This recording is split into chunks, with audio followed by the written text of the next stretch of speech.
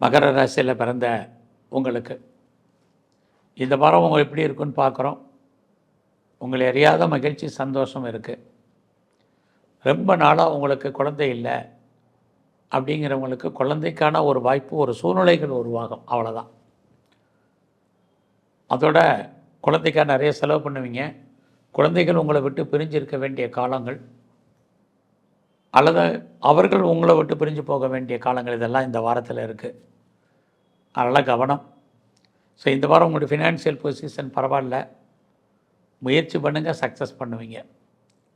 லைஃப்பில் என்ன நினைக்கிறீங்களோ அது நடக்கும். நீங்கள் யாரோடலாம் தொடர்பு கொள்ளணும்னு நினைக்கிறீங்களோ அவங்களோடலாம் தைரியமாக தொடர்பு கொள்ளுங்கள். உங்களுடைய தைரியம், தன்னம்பிக்கை, வெற்றி உங்களுக்கு இந்த வாரம் கொடுக்கும். என்ன நினைக்கிறீங்களோ அது நடக்கும். உங்களுடைய ப்ராஜெக்ட் என்னவோ அதை நோக்கி உங்களுடைய ட்ராவலை பண்ணுங்கள். இதெல்லாமே இந்த வாரம் ரொம்ப முக்கியம்.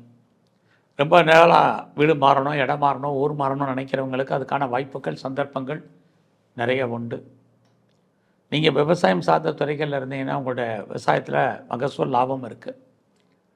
நீங்கள் ஆட்டோமொபைல் லைனில் இருக்கிறீங்க, மெக்கானிக்கல் லைனில் இருக்கிறீங்க, கம்யூனிகேஷன் லைனில் இருக்கிறவங்களுக்கெல்லாம் உங்களுடைய தொழிலில் தகராறு நிச்சயம் என்ற தன்மை இருந்தாலும் ஓரளவுக்கு வருமானம் இருக்குது.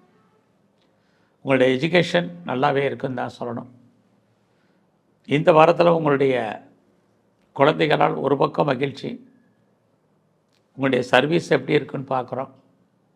அதில் நீங்கள் அன்சாட்டிஸ்ஃபைடாக தான் இருப்பீங்க.